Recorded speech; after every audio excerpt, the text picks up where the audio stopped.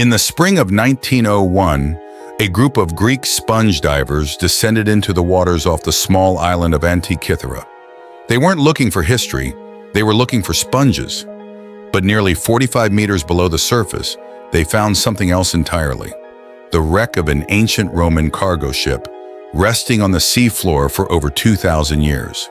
Among the statues, coins, and pottery pulled from the wreck was a single, unremarkable lump of corroded bronze. It sat in a museum drawer for months, largely ignored. Then in 1902, an archaeologist noticed something strange embedded in the corrosion. A gear wheel, with teeth cut as precisely as anything from a modern clock. That lump of bronze would become one of the most studied objects in the history of archaeology. Today, we call it the Antikythera Mechanism. Here is the problem. The Antikythera Mechanism dates to roughly 150 to 100 BCE.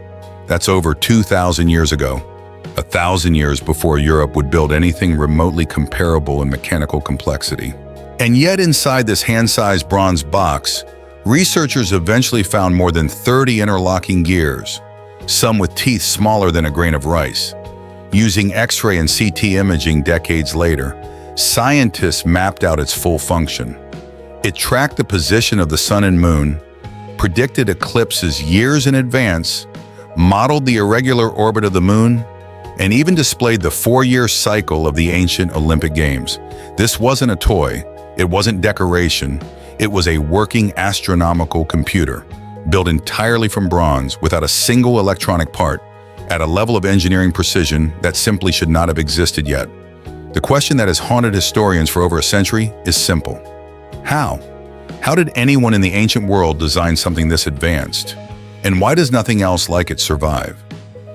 The leading theory is almost as unsettling as the object itself. The Antikythera mechanism probably wasn't unique. It was likely one of many. Ancient texts occasionally reference similar devices. The Roman writer Cicero, in the 1st century BCE, described a bronze instrument built by the mathematician Archimedes that could model the movements of the sun, moon, and planets. If true, that means a tradition of precision astronomical engineering may have existed in the ancient Mediterranean, one that simply didn't survive the centuries that followed. Bronze, after all, was valuable.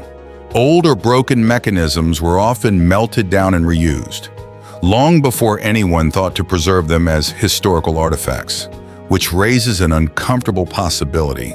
The Antikythera mechanism isn't evidence of a single genius invention. It's a survivor, a single fragment of a much larger, mostly lost body of ancient engineering knowledge. Some researchers connect it to the astronomer Hipparchus, whose lunar theory matches the mechanism's calculations almost exactly. Others point to the island of Rhodes, a known center of mechanical and astronomical study in antiquity, as the device's likely origin. But no signature, no manual, and no workshop have ever been found. We know what it did. We still don't fully know who built it or how many others like it once existed. More than a century after it was pulled from the sea, the Antikythera mechanism remains one of the strongest reminders that ancient history is not a straight line of steady progress. Sometimes knowledge is lost, not gradually, but all at once in a single shipwreck or a single melted down bronze. Somewhere in the ancient world, someone looked at the movements of the sun and moon and thought, I can build a machine that predicts this. And they did, we just don't know how many times.